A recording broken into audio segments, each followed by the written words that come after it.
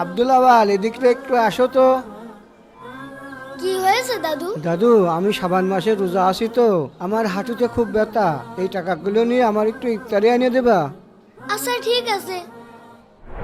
আরে খুব খিদে লেগে গেল তো, একটা ব্যবস্থা কর। দাদুর জন্য অনেকগুলো ইফতার আনবো। বস, ওই দেখেন ওই দেখেন।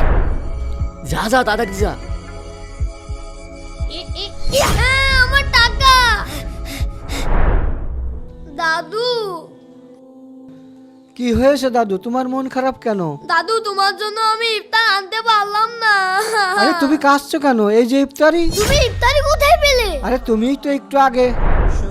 দাদু এই যে তোমার ইফতারি। দাদু এই নাও ইফতারি, আর আমি খেলতে গেলাম। আচ্ছা ঠিক আছে। আলহামদুলিল্লাহ। বন্ধুরা, আমি এই রমজানে 30টা রোজা রাখার চেষ্টা করব। তোমরা কয়টা রাখবে কমেন্ট করে জানাও।